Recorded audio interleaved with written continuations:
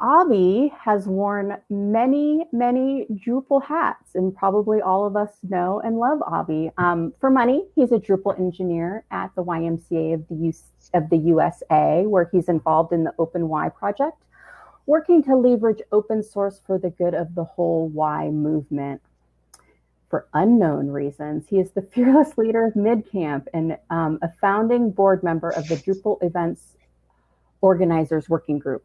In the rare moments he's not droobling, Avi is a father, a bicyclist, and a Chicagoan. How do you say Chicagoan? Chicagoan. And without Chicagoan. further ado, I'm going to turn my stuff off and hand it over to Avi.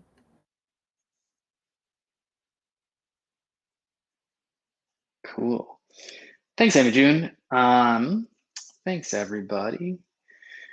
All right. So, still working on hop-in logistics, but I would recommend for the first part of this talk that you maximize the slides and minimize my face. But I'm going to turn my video off there. But I will be coming back to do more of that, to do more video later. So welcome to Energizing the Seated. This talk is about staying flexible while we are desk bound. So first, yeah, remember you can double click the slides and it'll maximize, as Amy June said. So this is a picture of the doof warrior from the movie Mad Max Fury Road, hanging off of the doof wagon, which is a pretty awesome van that they drive into the sunset. So as I start the talk, make yourself comfortable. We've had a long day at the conference. You might be out in your yard, you might be at your desk, you might be on a run. Wherever you are, just take a moment right now to reposition yourself to go wherever you feel best. So first, I'm going to talk about a problem. So this is an animated GIF of Mad Max with a kind of skeptical face sitting in a truck. So all of us do some sort of work on the internet, and I would imagine for the majority of us, it's our job to not move for 40 hours a week. Whether we're just trying to get in our billable hours, we're contributing to core, we still can't walk around typing on our keyboards. That's just a fact of the life that we have and the static input and output devices that we're still bound to. This is an animated GIF of the character Nux pointing to two tumors on his shoulder called Larry and Barry. So the world right now is really hard.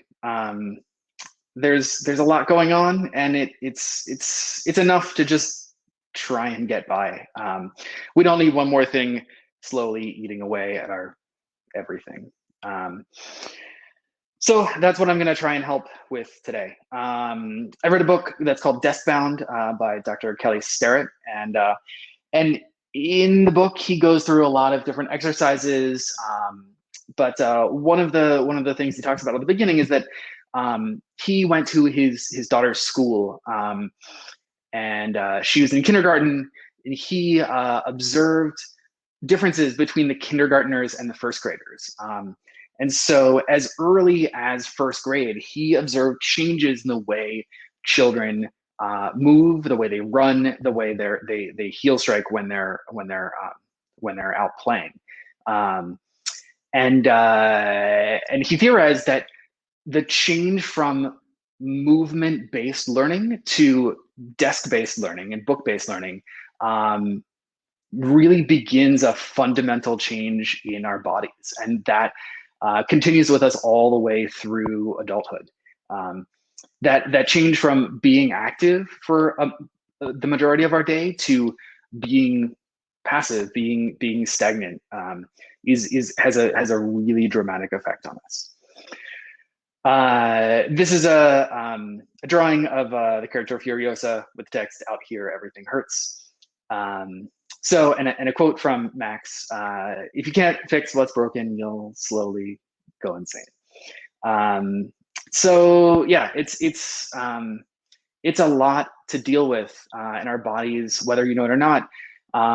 We're not built to be stagnant for huge parts of the day. So let's try and figure out how we can make our days not mediocre. This is an animation of Immortan Joe in his vehicle, the Giga Horse, with the text "mediocre" flashing in front of it. So what do we do to try and fix things before we go insane? This is an animation of Max rising from the sand, pushing himself off the ground. What we can do is get up and move. So here's an image of a man standing in front of a standing desk, line drawing. So this is my solution to being more active at work is standing. I've been doing standing of various sorts for more than 4 years now. And it is fantastic. It doesn't fix everything, but I really enjoy the benefits it provides. It keeps me more awake in the afternoons. It keeps me more active during the day. It helps at long meetings where I just want to fall asleep. So the first part of working at a standing desk is figuring out the posture. Ergonomics has been a big topic for a long time, and there are some pretty basic fundamentals that you need to get right in order to not hurt yourself. So the first is just kind of the basic position. So as you can kind of see in the drawing here, the lines are a little bit dim. You want your eyes and neck neutral. You don't want to be looking up at the monitor. You don't want to be looking down. You want to be looking mostly straight ahead at whatever you're focusing on. You want your elbows to be at a 90-degree angle with your wrists pretty straight. And you want your lower body to be able to move. So even when you're sitting at a desk, you'll often be moving your legs around or have something to put your feet on. That's the same for standing, believe it or not. And whether you stand or sit, a lot of the things I'm going to talk about in the next few slides can apply. So I'm going to take you through a few iterations of my setups, just so you can see that there are a lot of different ways to do this. Yeah, Kelly, thanks for the question. Remind me at the end, and I will try and talk about that.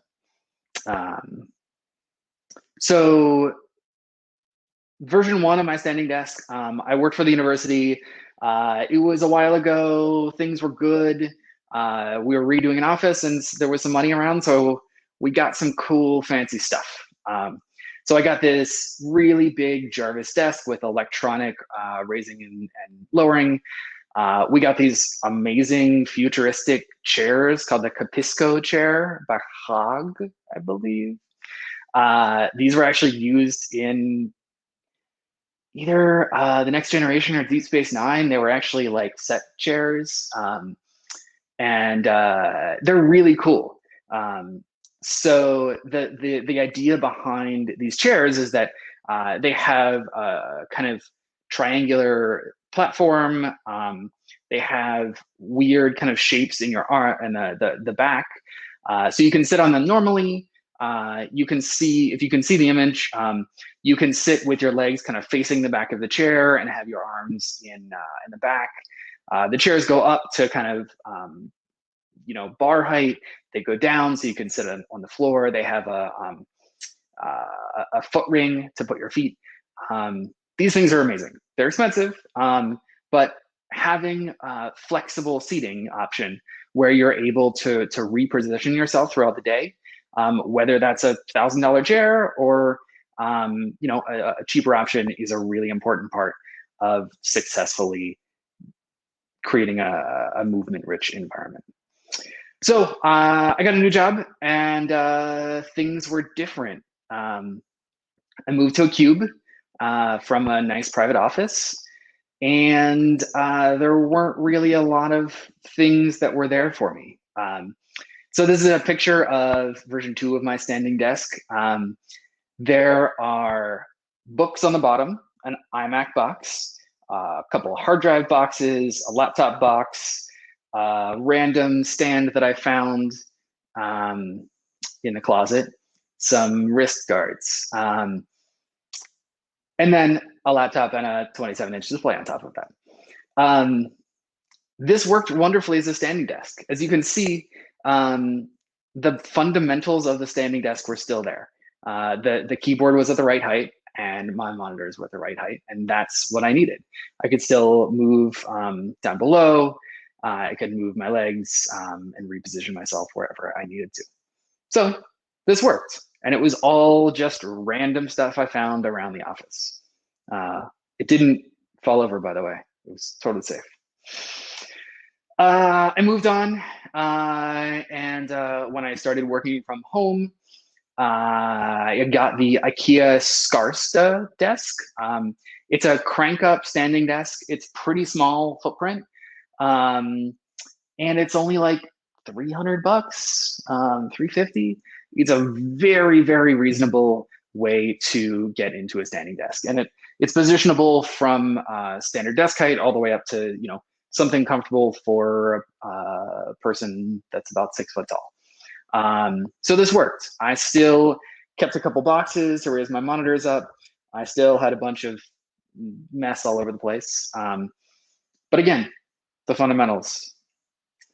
Here I am now. I've made some upgrades. I cleaned my desk off a little bit. I made it pretty. And yeah, so I still have the IKEA desk. It's worked out great. It survived a move, which is significant for IKEA furniture. And yeah, I got a couple new things. So it's a little hard to tell now, but instead of boxes, my monitors are perched on this Jarvis desk shelf, which you can see from the picture. Is this kind of bolt-on solution that you just kind of screw on to clamp onto the back of your desk. It's made by Jarvis, but it works for pretty much any desk surface. And that just gives me a nice big steady surface to put my monitors on. I also got this chair called the Varier Move Chair. It's hard to tell from this picture, but the base of it is slightly domed. So the chair will kind of wobble as you sit on it. It also is adjustable from a low height up to a high standing height. And that means that in addition to supporting standing or sitting, it can also,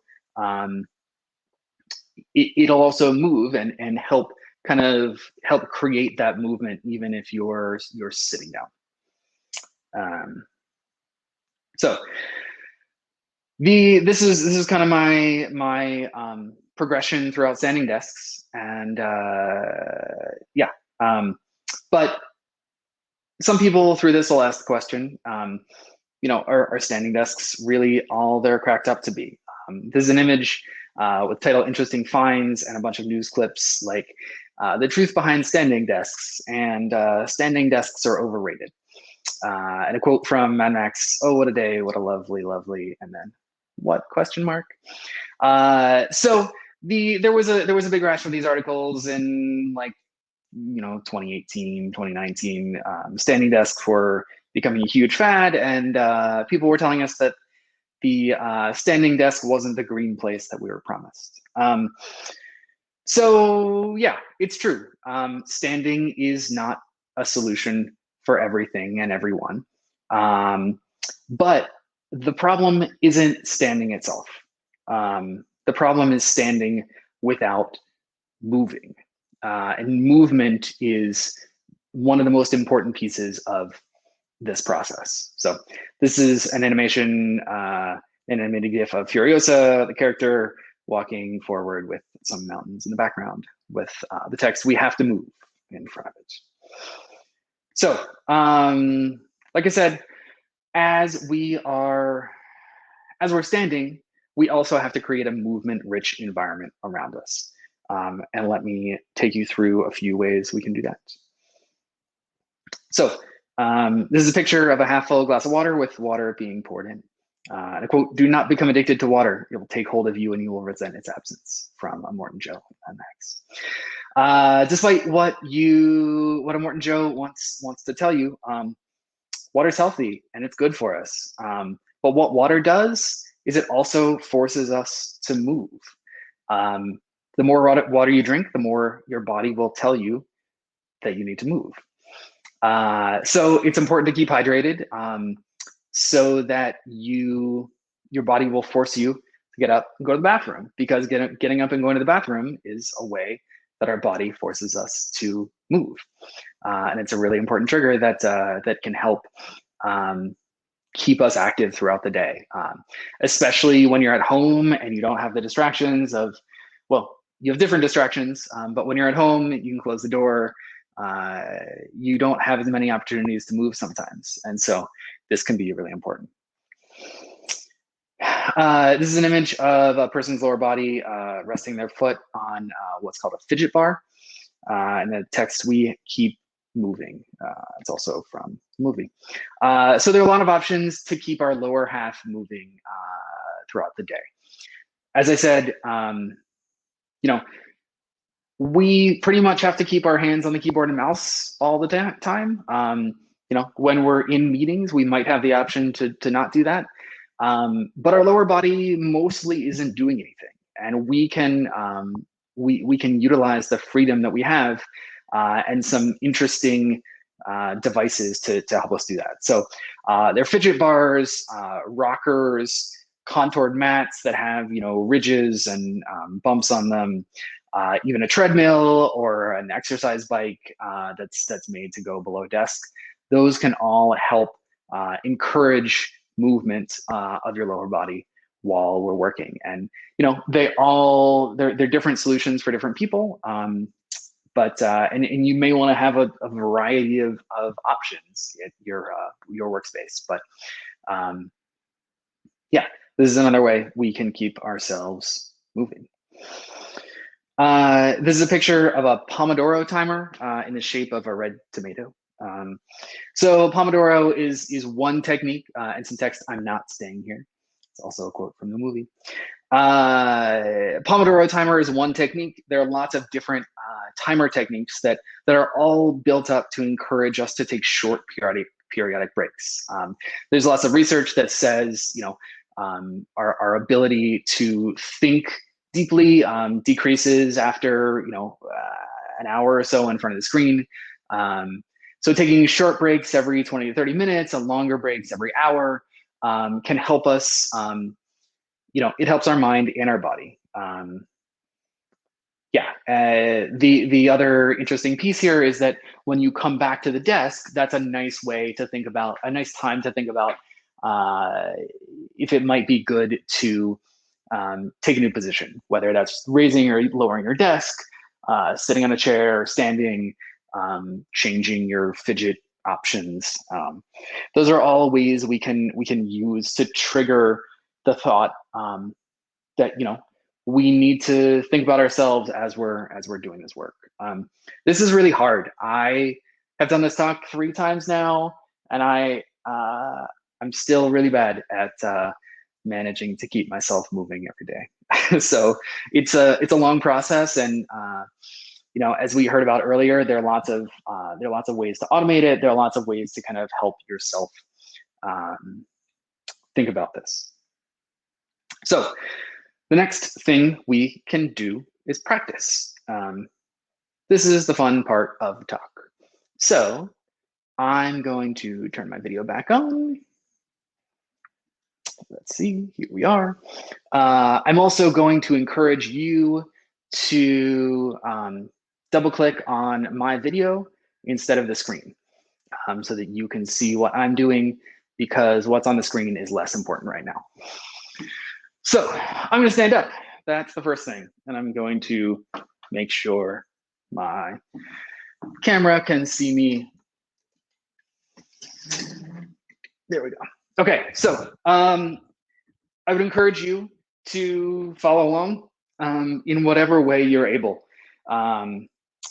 All of the motions that I am going to do in the next 10 or 15 minutes are made to be accessible to anybody, whatever your skill level, as long as you're able to stand. And even if you're not able to stand, as long as you have some mobility, you should be able to recreate most of the parts of these exercises. So these are all things that you can do and you can practice throughout the day, whether you are in your home office or at work or at a in-person office or somewhere else. The more motion we can build into the day, the happier our bodies will be. So the first thing we're going to do is learn how to stand, which may sound weird, but again, like I said, we have been training ourselves from the time we're in first grade to sit as our primary function. And learning to stand, standing is something that is a secondary action to us a lot of the time now. So the first thing we're going to do is keep our head in a neutral position. Sometimes you have, you want to kind of lean your head down or just kind of hunch over. You want to keep your head back and neutral. You want to keep your shoulders back. So, sometimes we want to slouch over again. Keeping your shoulders back can help align everything.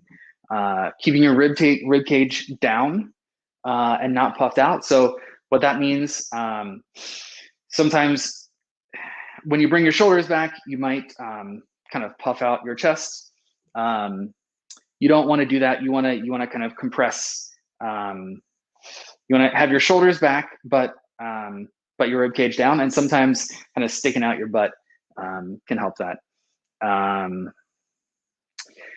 You want to breathe and engage your abs. So as you're standing up, you want to make sure that you're engaging your core, and that even just standing and kind of engaging while you're standing at your desk, that can help keep your body moving. I'm going to remove these animations next time. So you want to keep your butt flexed and engaged. Like I said, if you kind of engage your butt, that'll keep everything above it moving, engaged as well, and that helps keep your body straight instead of arched or kind of hunched over the keyboard. It keeps everything in line. The final piece is your feet. When you're standing, you want to keep your feet straight and flat and on the ground. Obviously, when you are at your desk, you might want to be moving your feet around. You might want to put one foot on top of the other, and that's totally okay. It's natural to do that. But when you're standing, you want to keep your feet straight and your knees slightly flexed. You don't want to lock out your knees. That can also create more problems. So as we're standing here with our head straight and our shoulders back and our chest down and our belly engaged and our butt engaged and our knees loose and our feet flat, we're going to breathe. So if you have ever played a wind instrument, you've probably done what's called diaphragmatic breathing, and that's breathing with your belly instead of your chest. So a lot of the times you have a natural reaction to breathe like with your chest, with your lungs. And if you breathe with the top of your torso, that's actually not as deep a breath as if you breathe with your belly. So this exercise you can do lying on your back, but that's pretty hard a lot of the time when you're at the office. So you can do it standing up as well. But what you want to do is, as you're standing, kind of hold on your belly and feel your belly. You want to breathe in through your nose into your belly while you push your belly out. So you kind of want to push your big your belly. So breathe in.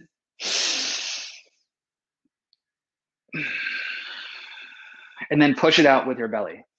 So again, just the act of engaging ourselves in our breathing can help us be more active, getting oxygen, being being mindful of your breath throughout the day as you're working can help us kind of re-energize ourselves and get back into what we're doing. So we'll do one more. Breathe in through your nose, feel your belly expand, and then push out with your belly. These kind of exercises are all over the place, whether you do yoga classes, whether you do CrossFit, whether you do, you're an athlete, or you're just,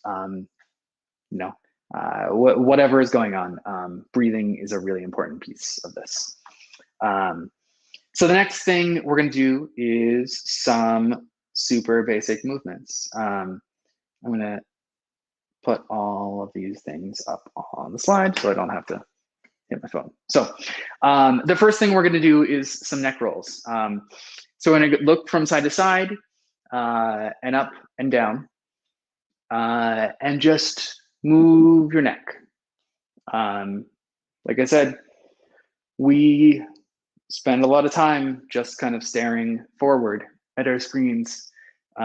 Each of these pieces of this exercise, you can take, 30 seconds to do in between meetings or with your video off or with your video on.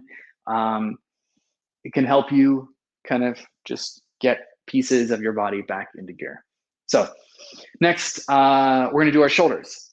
So just really simple shoulder rolls. Rolling your shoulders back, letting your arms hang. You can pick a number and do that many of each exercise and then roll your shoulders forward. This creates a lot more movement than you think. Just, your arms, your shoulder blades, your back, all of these support these movements. So again, just kind of let go and do some rolls. Your elbows. So you've got a pair of goggles on because you've been driving through the sand. You're gonna take those goggles off. Just use your elbows, move your arms around your elbows. And you just wanna take those glasses off. You're going back, out, put the glasses on. This really helps, again, because our elbows are really often in a static position. So you wanna just move those elbows. The next thing we want to do is wrist circles. So you can take your hands and clasp them together and just do some circles with your wrists. My wrist is hurting today, so I'm not getting the full range of motion right now, but that's probably because I haven't been stretching well. So just moving your wrists around in circles. Again, all of these pieces are pretty static throughout the day. So the more we can move them, the more happy our bodies will be. The next thing we want to do is hip flex, hip hinges. So you're going to take and you're going to put your thumbs right on your pelvis, and you're going to push in as you hinge your hips back. So you're going to push with your thumbs, and you don't want to bend your knees. You want to push your butt backwards as you stand straight up. So this allows, you want to keep your back straight. This allows you to move your hips without bending your knees or without kind of getting to, without bending your back and getting into a dangerous position. So pushing your thumbs into your hips, hinging back, keeping your back flat.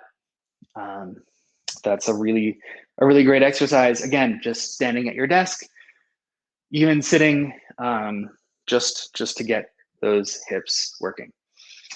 Next up is ankle circles. So these are pretty easy. You just want to take your foot up, spin your ankle around, spin it the other way, change foot.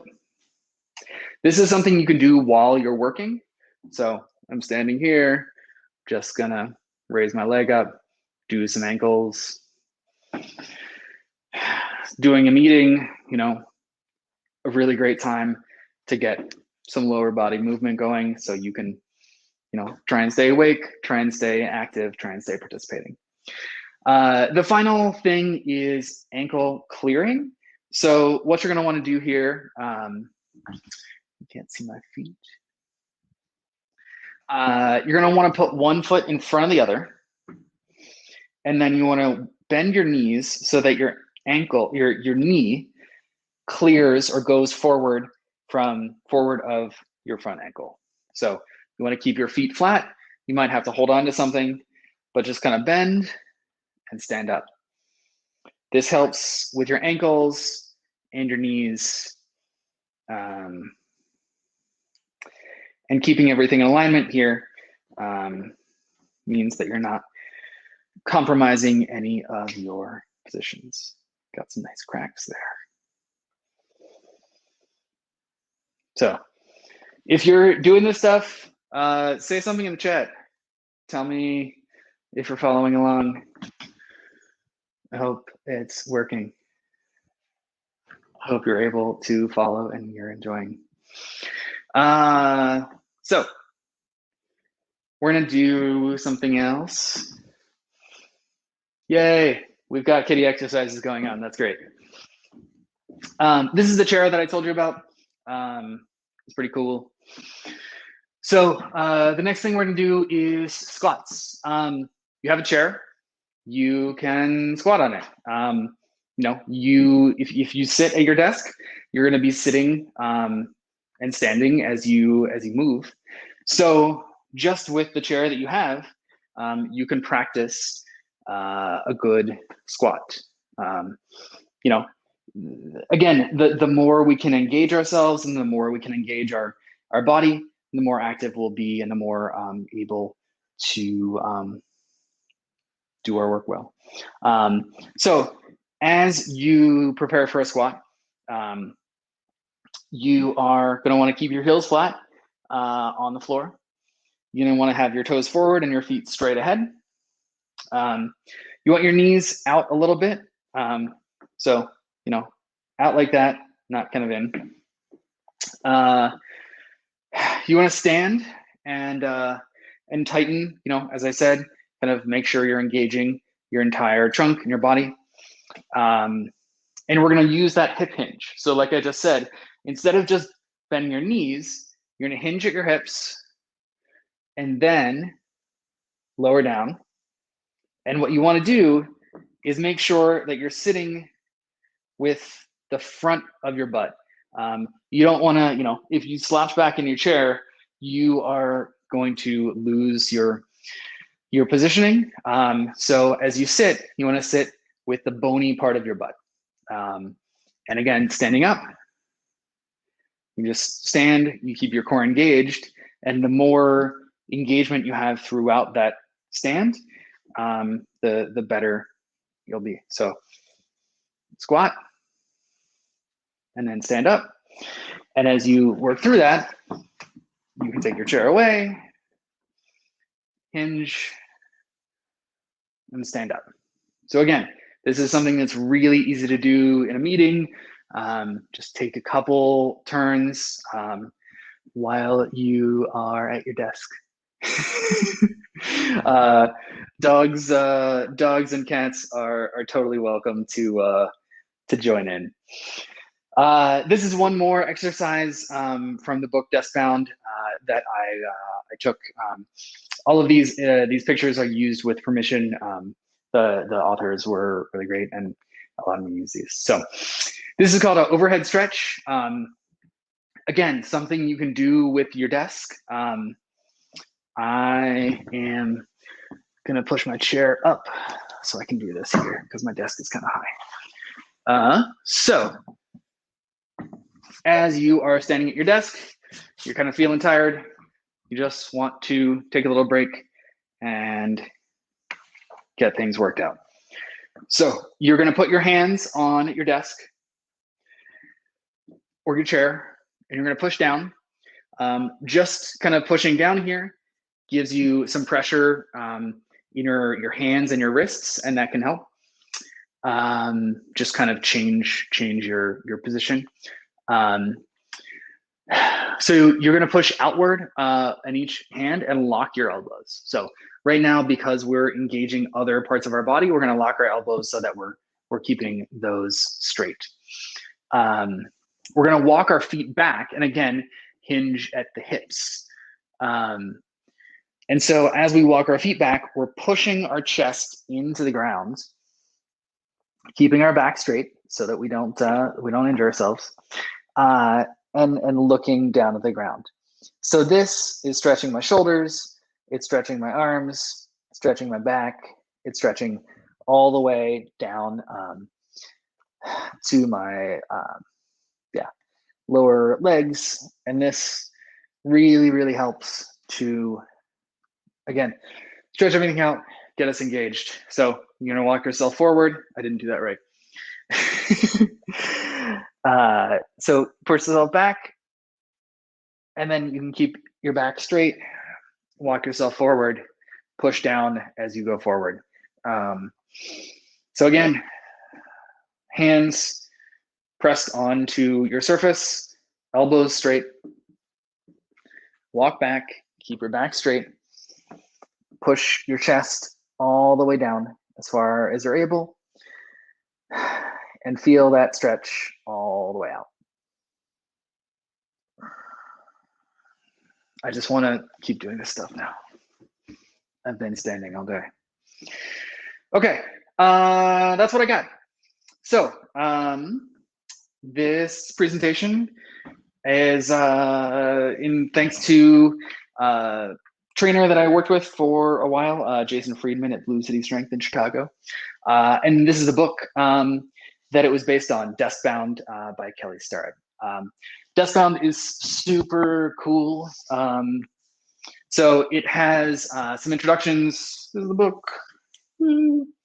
It has some really great introductions, some text, and then it has some really great.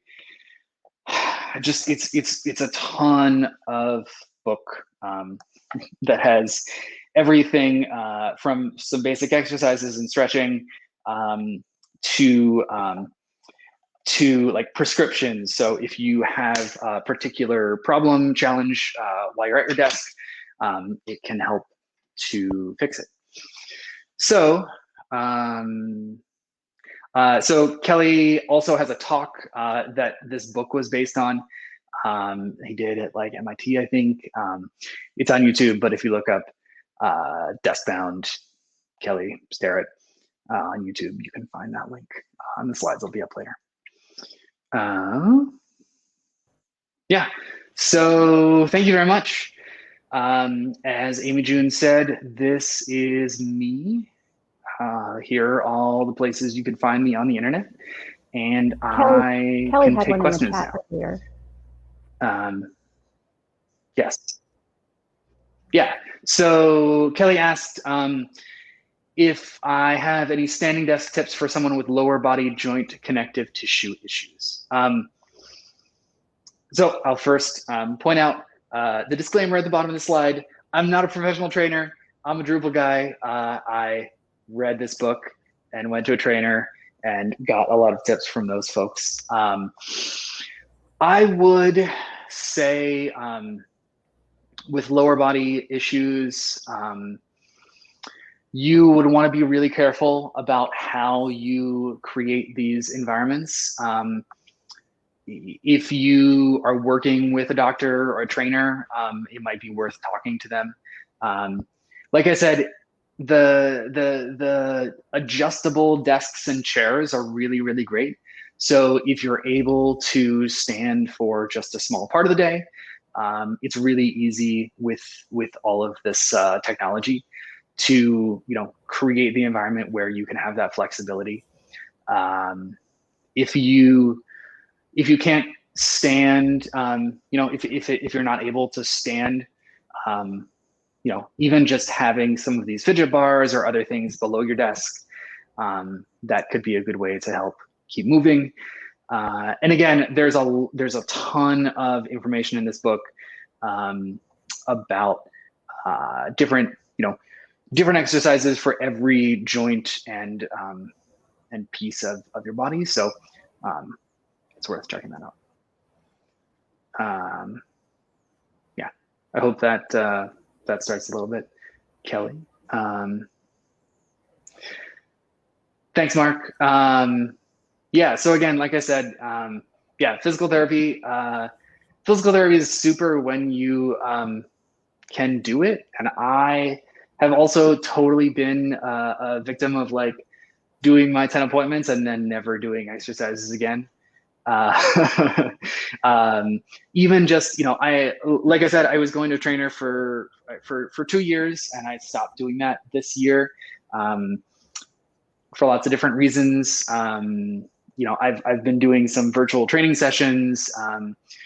I think it's really useful to have some person reminding you to do this. And so for a while, you know, my compromise for working from home and not commuting was spending the money I'd spend on the train or whatever on a trainer, you know, small group classes, whatever. But a virtual trainer, or even just, you know, even just a person, you know, or Google, like sending you texts a couple times a day can Exactly. be the nudge that you need. So before we leave, I want to share what's coming up next. And thanks a lot, Avi. That was nice to get out of my chair and off my butt in the middle of the day. So right after this, until 4 in the expo hall, there'll be some networking. And well, not in the expo hall, there'll be a networking round robin speed dating kind of thing. And then there's stuff happening in the expo hall. And then at 4 o'clock, we have our last round of sessions, and they are taking maximum advantage of Drupal core's composer template, be an accessibility anti-hero, managing media in large-scale Drupal websites, and from squiggles to straight lines, sketch to make designs and get on with it. And then after that, at 5 o'clock, there's the lightning talks in a session room. And then directly in that same room, directly after the lightning talks in that same room, will be closing remarks, I believe. So we don't have to leave that last lightning talk to hurry on to the expo hall. So thanks again, Avi. And we'll see everyone in the next spot. Thanks, Imogen.